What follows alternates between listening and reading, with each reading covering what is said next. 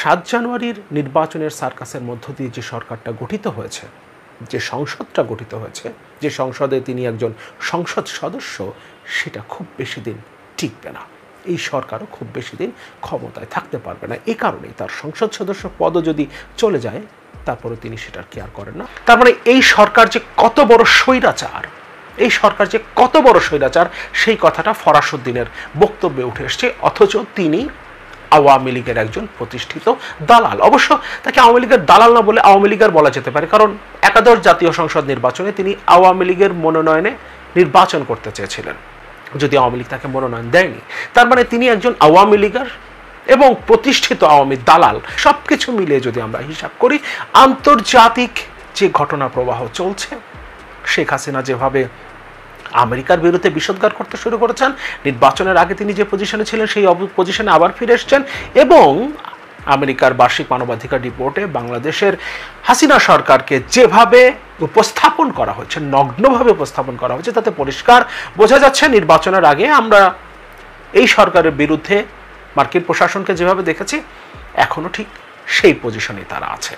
সবকিছু মিলিয়ে শেখ হাসিনার এই সরকার কতদিন ক্ষমতায় টিকবে, শেখ হাসিনা তার কারিশমা দিয়ে কতদিন এই সরকারকে ক্ষমতায় টিকিয়ে রাখতে পারবেন, তার দলকে ক্ষমতায় টিকিয়ে রাখতে পারবেন, সেটা নিয়ে এখন স্বয়ং তার দলের সংসদ সদস্যরাই সন্দিহান।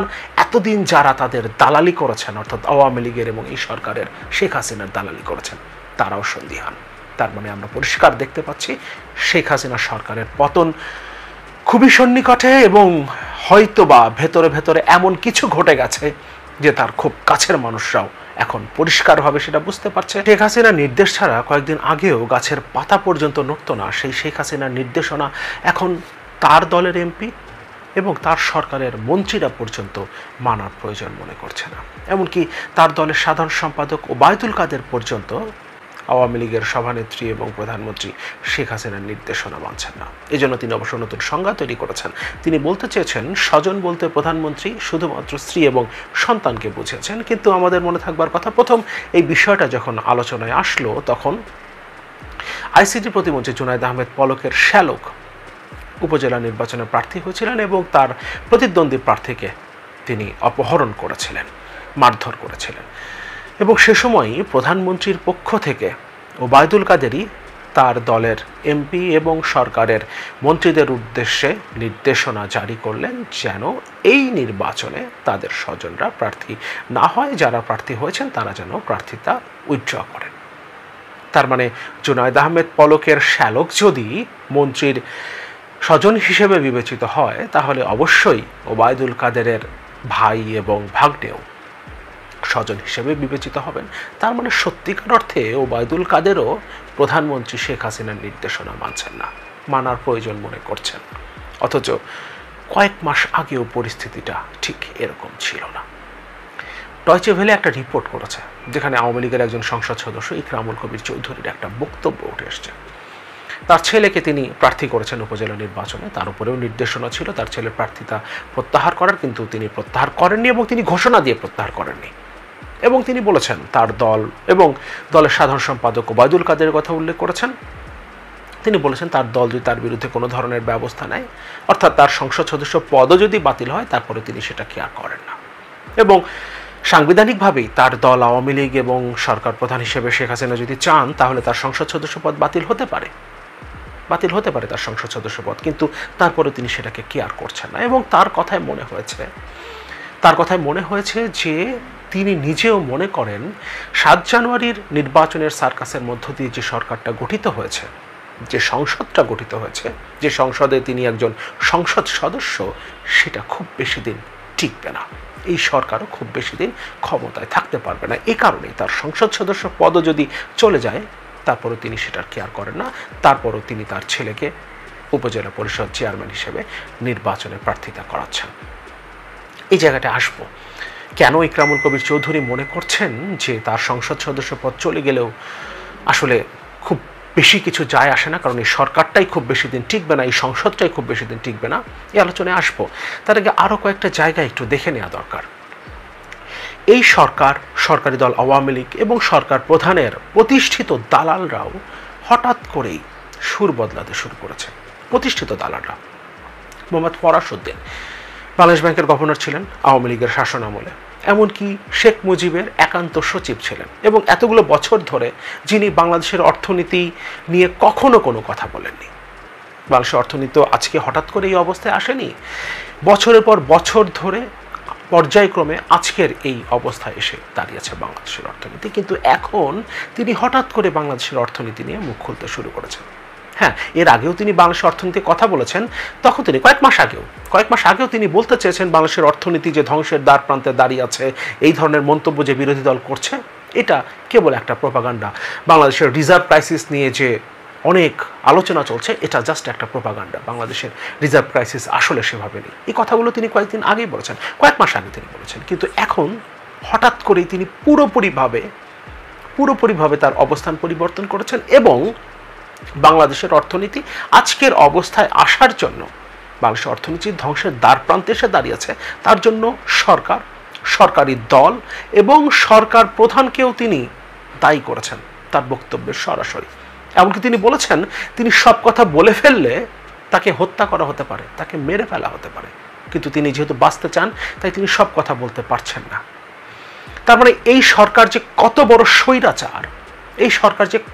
স্বৈরাচার, সেই কথাটা ফরাসউদ্দিনের বক্তব্যে উঠে এসছে। অথচ তিনি আওয়ামী লীগের একজন প্রতিষ্ঠিত দালাল। অবশ্য তাকে আওয়ামী লীগের দালাল না বলে আওয়ামী লীগের বলা যেতে পারে, কারণ একাদশ জাতীয় সংসদ নির্বাচনে তিনি আওয়ামী লীগের মনোনয়নে নির্বাচন করতে চেয়েছিলেন, যদি আওয়ামী লীগ তাকে মনোনয়ন দেয়নি। তার মানে তিনি একজন আওয়ামী লীগের এবং প্রতিষ্ঠিত আওয়ামী দালাল। তারপরও তিনি তার রং বদলাতে শুরু করেছেন। তার মানে ফরাসউদ্দিনরাও বুঝতে পারছেন 7 জানুয়ারির নির্বাচনের মধ্য দিয়ে যে সরকারটা গঠিত হয়েছে এই সরকারের হাতে খুব বেশি সময় নেই। সুতরাং আওয়ামী লীগের এই সরকারের এবং সরকার প্রধানের তোষামত করে, দালালি করে খুব বেশি দিন টেকা যাবে না। এই কারণেই সম্ভবত ফরাসউদ্দিনরা তাদের ভুল পাল্টাতে শুরু করেছেন। প্রথম আলো একটা রিপোর্ট থেকে পড়ি। বাংলাদেশ ব্যাংকের সাবেক গভর্নর মোহাম্মদ ফরাসউদ্দিন বলেছেন, বছরে $700 কোটি পাচার হয়ে যাচ্ছে, এটা নিয়ে কেউ কিছু বলে না। সরকার নিশ্চুপ, রহস্যজনকভাবে আন্তর্জাতিক মুদ্রা তহবিলও এ নিয়ে কিছু বলে না। ঋণ খেলাপি, কর খেলাপি ও অর্থ পাচারকারী এক সূত্রে গাথা। তারা যখন দেখবে শাসক কুলের চক্ষু লাল হয়ে গেছে তখনই তারা টাকা ফেরত দেওয়া শুরু করবে, তার আগে নয়। ফরাসউদ্দিন এখানে বলেছেন, আন্তর্জাতিক সংস্থা IMF এর কথা বলেছেন যে IMF বাংলাদেশ থেকে যে টাকা পাচার হচ্ছে প্রতি বছর $700 কোটি, সেটা নিয়ে তারা নিশ্চুপ, তারা কোনো কথা বলছে না। কিন্তু আমরা জানি গ্লোবাল ফাইন্যান্সিয়াল ইন্টিগ্রিটি বছরের পর বছর ধরে এই রিপোর্টটা আমাদেরকে দিচ্ছে। আমরা এটা নিয়ে বছর পর বছর ধরে কথা বলে যাচ্ছি। বাংলাদেশ থেকে যে প্রত্যেক বছর গড়ে 70,000 কোটি টাকা করে পাচার হচ্ছে, এই রিপোর্ট তো আমরা এখন থেকে 5-7 বছর আগে থেকে জানি, এবং এটা যে প্রতিনিয়ত চলছে, এই পাচার যে কোনোভাবেই সরকার বন্ধ করার উদ্যোগ নিচ্ছে না, সেই কথাগুলো গ্লোবাল ফাইন্যান্সিয়াল ইন্টিগ্রিটি রিপোর্টে বারবার উঠে এসছে, এবং সেগুলো নিয়ে আমরা নিজেরাও কথা বলেছি। আমি নিজেও অনেক কলাম লিখেছি, আমার এই চ্যানেলেও ইনফ্যাক্ট আমি সেই রিপোর্ট নিয়ে কথা বলেছি।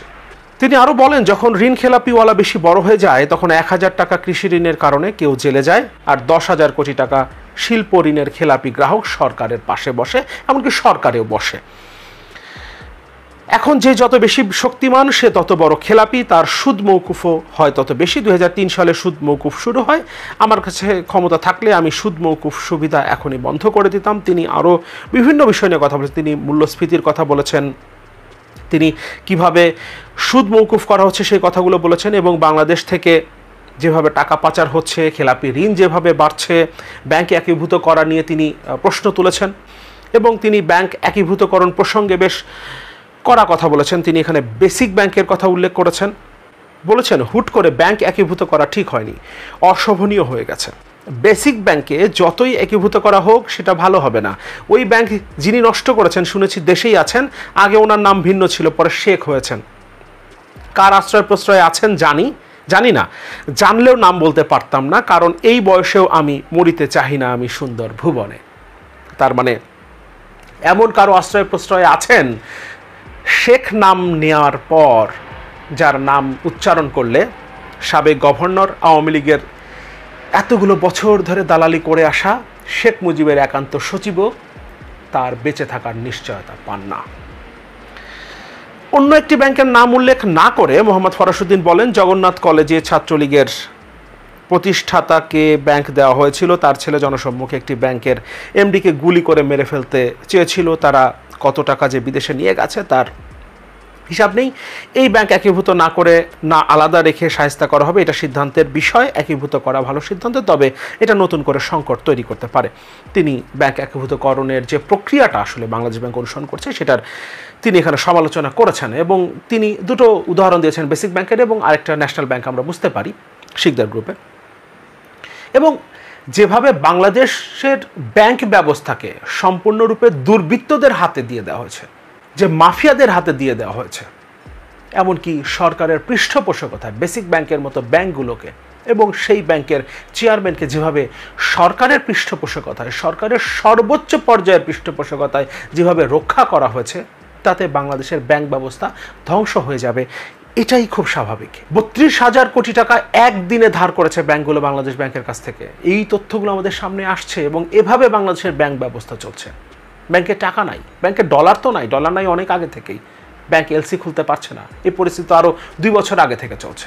বাংলাদেশের রিজার্ভ এখন $14 বিলিয়ন নিচে চলে এসছে এবং এতদিন পরে এসে ফরাসউদ্দিনদের হুঁশ হচ্ছে যে বাংলাদেশের রিজার্ভে আসলে ক্রাইসিস হয়েছে। কয়েক মাস আগেও তিনি বলতে চেষ্টা করেছেন এগুলো বিরোধী দলের প্রপাগান্ডা, কিন্তু এখন যেহেতু তিনি বুঝতে পারছেন যে ঢেউ আসলে অন্য দিকে প্রবাহিত হচ্ছে, তাই এখন এই দালালরা আস্তে আস্তে সুর বদলাতে শুরু করেছেন। ফরাসউদ্দিনরা এই সরকারকে স্বৈরাচার বলতে শুরু করেছেন। এটা খুবই ইম্পর্টেন্ট, খুবই সিগনিফিক্যান্ট। একরামুল কবির চৌধুরীর বক্তব্যটা একটু দেখি। ডয়চে ভেলে বলছে, সেরকমই একজন হলেন, অর্থাৎ যারা এই নির্দেশনা অমান্য করেছেন তাদের মধ্যে একজন হলেন নোয়াখালী 4 আসনে আওয়ামী লীগের সংসদ সদস্য একরামুল কবির চৌধুরীর ছেলে ইশরাক শাবাব চৌধুরী। তিনি সুবর্ণচর উপজেলা চেয়ারম্যান পদে প্রার্থিতা প্রত্যাহার করেননি। প্রধানমন্ত্রীর নির্দেশের পরও তিনি প্রার্থিতা প্রত্যাহার করেননি। তার সঙ্গে ফোনে কথা হলেও তিনি এ বিষয়ে কোনো মন্তব্য করতে রাজি হননি। তিনি বলেন, আমি নির্বাচনী প্রচারে আছি, এখন কথা বলার সময় নেই। তবে তার বাবা সংসদ সদস্য একরামুল কবির চৌধুরী ডয়চে ভেলেকে বলেন, আমার ছেলে প্রার্থী আছে, থাকবে, আর এই কারণে আমার বিরুদ্ধে কোনো ব্যবস্থা নিলে নেবে। অর্ধেক ভোট করার পর নির্বাচন থেকে সরে দাঁড়ানোর কথা বললে তো আর হবে না। তার কথা উনি অর্থাৎ ওবায়দুল কাদেরের কথা বলছেন। বাংলাদেশ আওয়ামী লীগের সাধারণ সম্পাদক, আমি কোনো পোস্টে নাই, আমি এমপি, আর এমপি তো সহজে কেড়ে নিতে পারবে না। এটা নিতে হলে অনেক প্রক্রিয়া আছে, এরপর হয়তো আমাকে কালো তালিকাভুক্ত করবে, আমাকে আর এমপি পদে মনোনয়ন দেবে না, তখন তো আর আমার ভোট করার সময় থাকবে না। তার মানে আগামীতে নৌকার প্রার্থীও আর হতে চাচ্ছেন না একরামুল কবির চৌধুরী। আওয়ামী লীগের সংসদ সদস্য থাকা অবস্থায় তিনি ভবিষ্যতে আর নৌকার প্রার্থী হবেন না, তার ঘোষণা দিয়ে দিচ্ছেন। আওয়ামী লীগের সাধারণ সম্পাদককে চ্যালেঞ্জ করছেন, সরকারকে চ্যালেঞ্জ করছেন, সরকার প্রধানের নির্দেশনা অমান্য করে সরকার প্রধান এমনকি দলের সভানেত্রী শেখ হাসিনাকে চ্যালেঞ্জ করছেন, পারলে কোনো ব্যবস্থা নেন, আমার সংসদ সদস্য পদ বাতিল করেন। কারণ তার কথাতে পরিষ্কার বোঝা যাচ্ছে তিনি মনে করেন এই সংসদ খুব বেশি দিন আসলে টিকবে না, এই সরকার আসলে খুব বেশি দিন ক্ষমতায় নেই। এই কথাটা আওয়ামী লীগের একজন সংসদ সদস্য মনে করেন। সম্পদ অর্জনে এমপিদের চেয়ে এগিয়ে উপজেলা চেয়ারম্যানরা। সম্পদ অর্জনে এমপিদের পিছনে ফেলেছেন উপজেলা পরিষদের চেয়ারম্যানরা। 5 বছরে অস্থাবর সম্পদ বৃদ্ধিতে একজন উপজেলা চেয়ারম্যানের সম্পদ বৃদ্ধির হার 4,200% বেশি, আর সংসদ সদস্যের সম্পদ বৃদ্ধির হার ছিল সর্বোচ্চ 3,065%। সোমবার ধানমন্ডির টিআইবি কার্যালয়ে উপজেলা নির্বাচনের প্রথম ধাপের প্রার্থীদের হলফনামা বিশ্লেষণ করে এসব তথ্য জানিয়েছেন সংস্থাটি। টিআইবি জানায়, চেয়ারম্যান ও ভাইস চেয়ারম্যান প্রার্থীর মধ্যে 117 জন কোটিপতি, যেখানে 560 চেয়ারম্যান প্রার্থীর মধ্যে 94 জন কোটিপতি। এছাড়া 611 জন ভাইস চেয়ারম্যানের মধ্যে 17 জন ও 435 জন মহিলা ভাইস চেয়ারম্যানের মধ্যে 6 কোটিপতি প্রার্থী এই নির্বাচনে প্রতিদ্বন্দ্বিতা করেছেন। পেশা হিসেবে চেয়ারম্যান পদপ্রার্থী 70%ই ব্যবসায়ী, ভাইস চেয়ারম্যান পদপ্রার্থী প্রায় 67% ও নারী ভাইস চেয়ারম্যান পদপ্রার্থী 24% ব্যবসাকে পেশা হিসেবে দেখিয়েছেন। সংবাদ সম্মেলনে ট্রান্সপারেন্সি ইন্টারন্যাশনাল বাংলাদেশের আউটরিচ অ্যান্ড কমিউনিকেশন বিভাগের পরিচালক মোহাম্মদ তৌহিদুল ইসলাম মূল প্রবন্ধ উপস্থাপন করেন। এ বিষয়ে টিআইবির নির্বাহী পরিচালক ডক্টর মোহাম্মদ ইফতেখারুজ্জামান বলেন, উপজেলা নির্বাচনে অংশগ্রহণকারী প্রার্থীদের সম্পদের অস্বাভাবিক বৃদ্ধির বিষয়টি নির্বাচন কমিশন, এনবিআর ও দুদকের এখতিয়ারে দেখার দায়িত্ব বলে মনে করি। তিনি বলেন, আমরা দেখেছি প্রথম পর্বে মন্ত্রী এমপিদের ১৩ জন স্বজন নির্বাচন করেছেন। প্রথম ধাপেই চেয়ারম্যান, ভাইস চেয়ারম্যান ও মহিলা ভাইস চেয়ারম্যান পদে ২৬ জন বিনা প্রতিদ্বন্দ্বিতায় নির্বাচিত হয়েছে। উপজেলা নির্বাচন দলীয় হলেও নির্বাচনকে প্রতিদ্বন্দ্বিতামূলক করতে এবার ক্ষমতাসীন আওয়ামী লীগ দলগতভাবে কোনো প্রার্থী ঘোষণা করেনি। এতে নির্বাচনে অংশগ্রহণকারী প্রার্থীদের অধিকাংশই আওয়ামী লীগ দলীয় স্বতন্ত্র প্রার্থী এবং দলের স্থানীয় নেতৃত্বের সমর্থনপিষ্ট। বিএনপি এ নির্বাচন বর্জনের ঘোষণা দিলেও দলটির স্থায়ী প্রার্থীদের আটকাতে পারেনি। আগ্রহী প্রার্থীরা স্বতন্ত্র নির্বাচন করছেন। সম্মানিত প্রিয় দর্শক, এতক্ষণ ধৈর্য ধরে ভিডিওটি দেখার জন্য আপনাদেরকে অনেক অনেক ধন্যবাদ। ভিডিওটি লাইক, কমেন্ট ও বেশি বেশি শেয়ার করুন। এরকম ভিডিও পেতে চ্যানেলটি সাবস্ক্রাইব করে আমাদের সঙ্গে থাকুন। আসসালামু আলাইকুম।